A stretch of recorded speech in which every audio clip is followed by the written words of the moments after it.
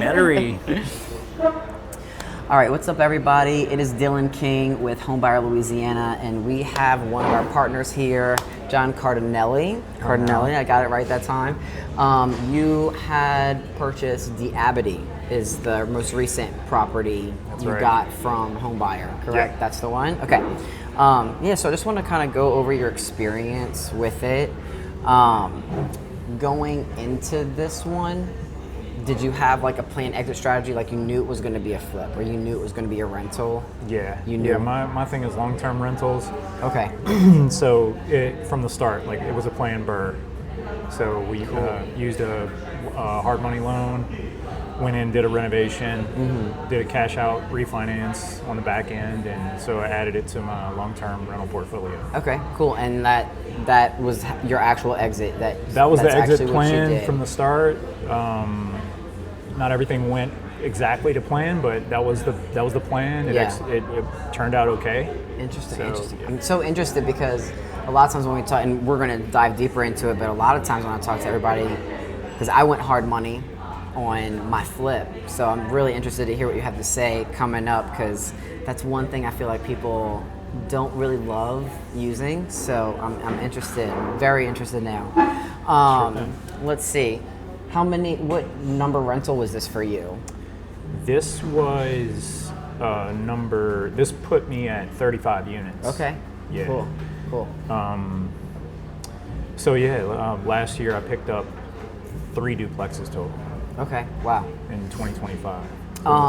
Is there, like, when you go into a project, like, is there a way you work your numbers, like the 1% rule, or like 1.5% for that kind of stuff? Like, what's your margin where you're like, this is going to be a deal for me to hold on to? Until recently, like within the last, so I've been investing since 2014. Okay.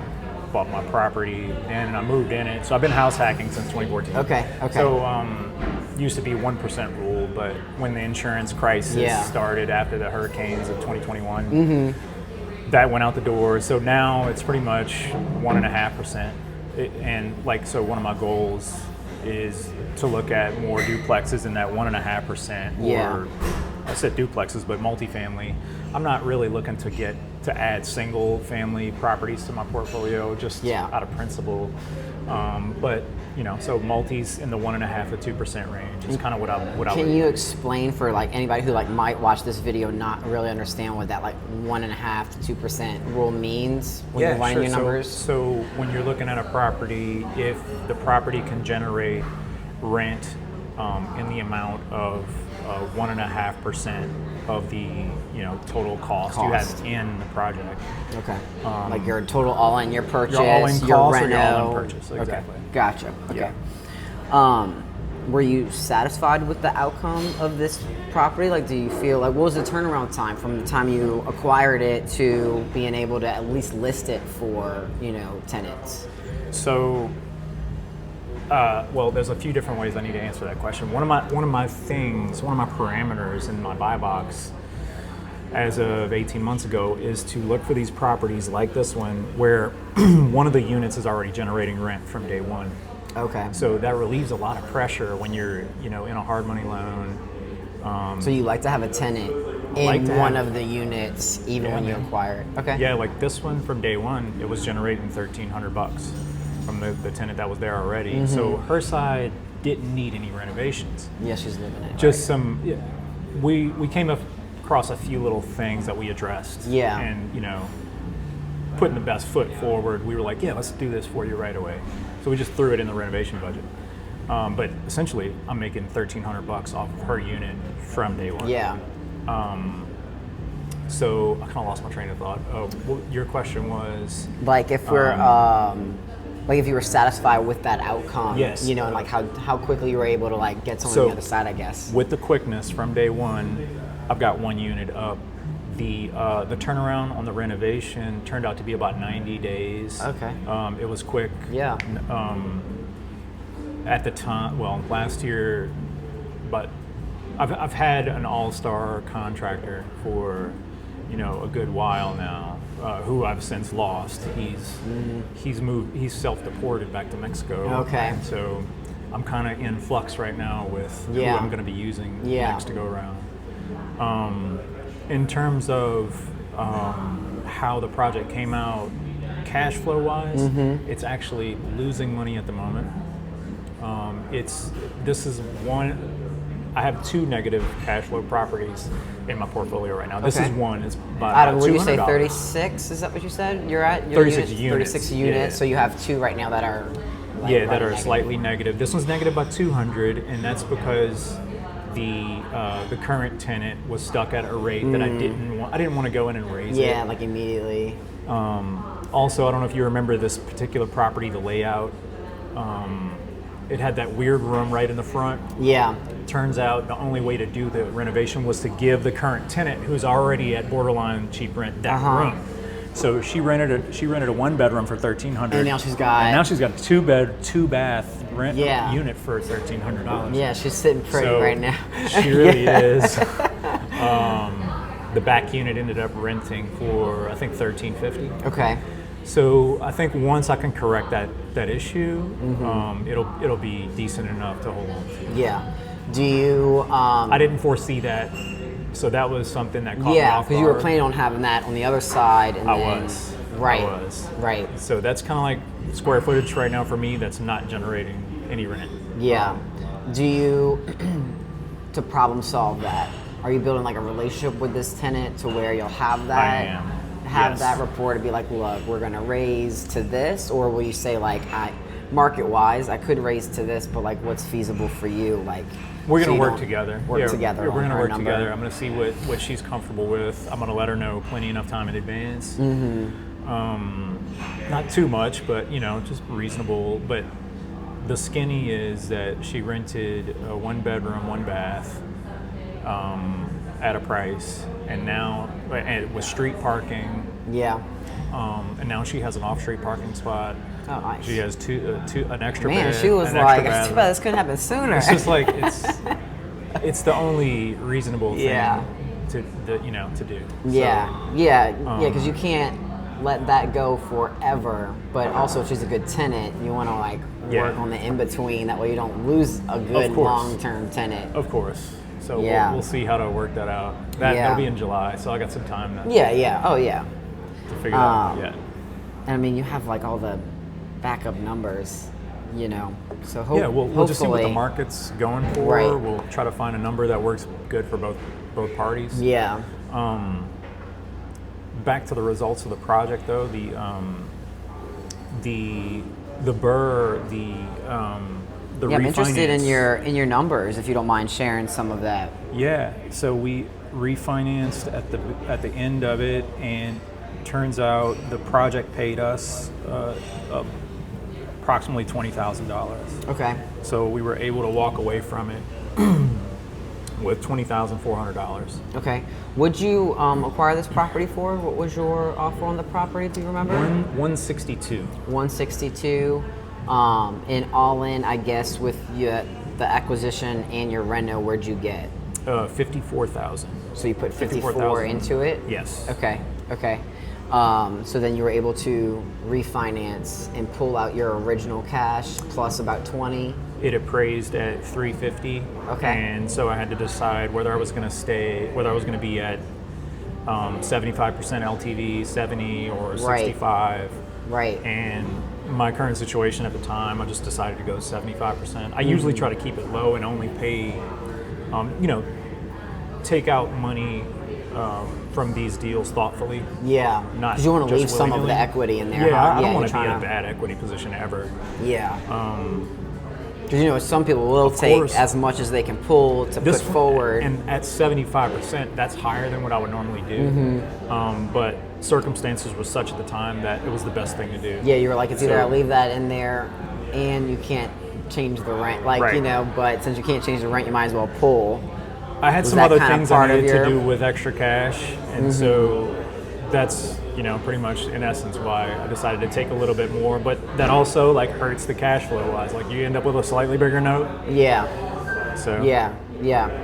Are you, with the equity that's in there now and knowing you can have the discussion with the tenant, even though right now it's running negative, do you feel satisfied with the outcome of like this project being in your portfolio? Yeah, I do. It's a solid. The location is really good. It's right by the fairgrounds. Yeah. The demand has been high for the unit. If and when we re-rent the 2-bed, 2-bath unit, I think the rent's going to be top dollar. I'm very pleased with it. When she moves, I'm assuming, but correct me if I'm wrong, would you go in and kind of renovate aesthetically, or is her side kind of like, okay? I don't think there's much that needs to be done in there. It was actually in good shape. Okay, Her unit's cool. in good shape. The Cool. other one was a shit show. Yeah. But yeah, there wasn't much. The only thing we did, we got rid of her window units. We added mini splits. Yeah. It's not much to do in there. Yeah. Did you have certain plans for your portfolio in like last year in 2025? Or were you just kind of like, if the deal makes sense, Well, I'm always operating like, off the cuff, like, all right, I got to look at it. Does it make sense? Yeah, for sure. What was the goal for 25? So my goal's been to add rental units. I had a few specific things to try to optimize my portfolio that I was able to do, like selling some lots I had. At one point in time, I acquired some lots thinking I was going to go heavy into new builds. Yeah. And they just sat, they were costing me money, I was cutting grass, and I was like, you know what, let me try to get rid of these. I was able to sell one for cash. The other I owner financed to the guy that was cutting the grass for it. There you go. I was like, man, I want to sell this. You know, anybody wants to buy? He's like, I'll buy it for you. Yeah. Like, all right, I'm tired of paying you to cut grass. Now you got to pay me. Exactly. So, yeah, that's great. I mean, that wasn't the best result, but it was something fine. to get something flowing to you from it instead of just output for it. And it's like mental energy, man. You only got so much time in the day to think about stuff. And so that just allowed me to put that on the shelf and move on to the next thing. Yeah. Does that line up with your goals for this year, for 26, or are you kind of like... So the optimization piece, yes. I have another project that's front and center right now, but it's at a property I currently own. This property is a mixed use, total of 5 units, 4 residential and one's it's an old corner store, so there's a commercial space there. Okay. So we want to turn that into offices, individual offices for rent. Yeah. To do that, I need to do some maneuvering. I need to refinance the current loan there. Yeah. So in that way, and the reason we're doing that is because the commercial space has underperformed since acquiring the property in 2023. It's just not, I'm borderline barely making money on this property. On that one.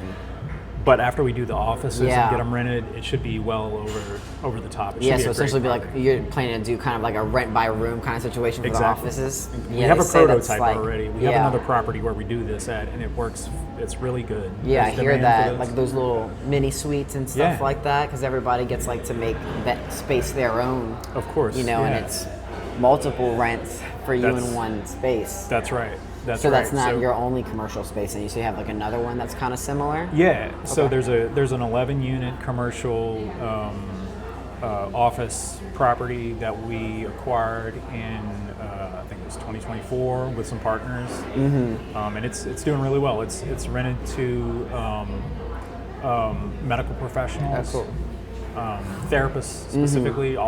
They rent all 11 units in it, and. We're really pleased. It's just like rooms in a house. Yeah. It's an old New Orleans house. At some point, somebody diced it into little rooms. Yeah. And it's doing really well. I mean, hey, if it works, people are looking for those like charming spaces that aren't just industrial or like medical feeling for things like that. It comes with a few amenities too for professionals, like it has Wi-Fi, there's a kitchen, a shared kitchen, a shared lobby, like waiting area for your clients, some different office-y type, like there's a printer and that type of thing. Yeah, kind of like the community space that they use. Yeah, I mean, I've seen a lot of that, especially in like mid-city neighborhood for sure. Is any particular lessons from this property, like maybe something that you didn't expect that room? Like, would you feel like you should have looked into something like that deeper, or just any lessons at all from this specific property or the BRRRR method for this one?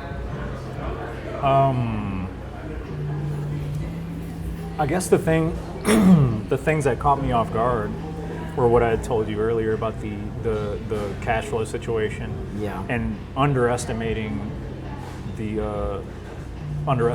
rent a little bit by having to move that room from one layout to another. So that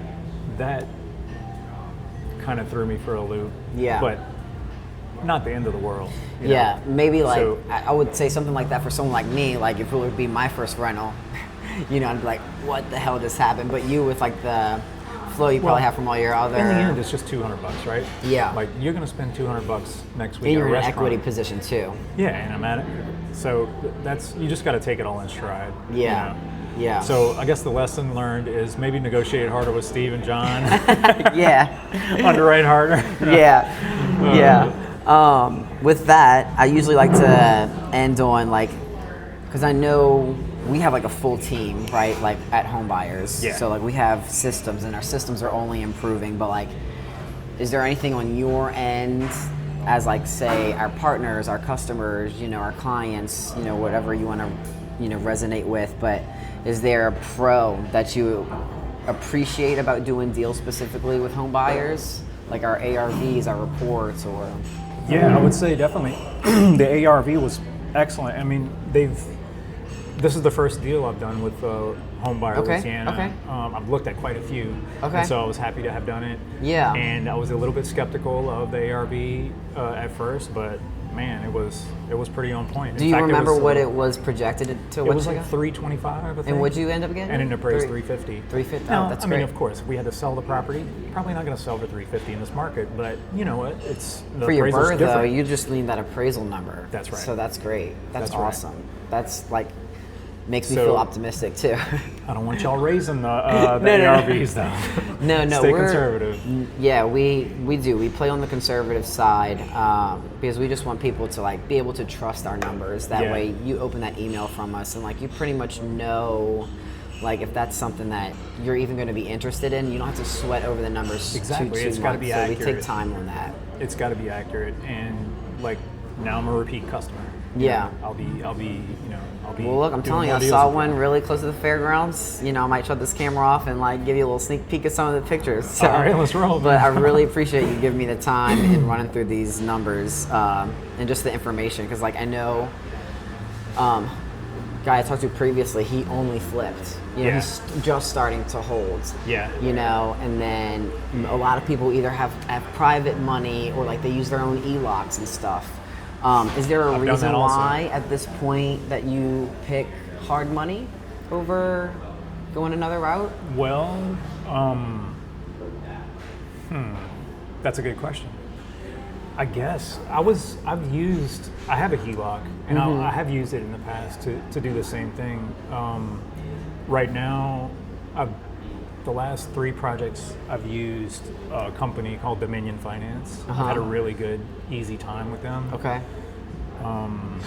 So you know, if it ain't broke, don't fix it. Like it worked. You can keep more of your cash in the pocket using the loan. Huh? In fact, the other thing that was phenomenal about both this project and the one I did previous, I didn't have to put any money down. Oh, nice. So you just use like another property as collateral with them, or they were just like just the property? They financed all of it. They financed all of it because of experience level, and then also because of the margin between ARV and renovation and what the price was. Yeah, they knew that they were safe.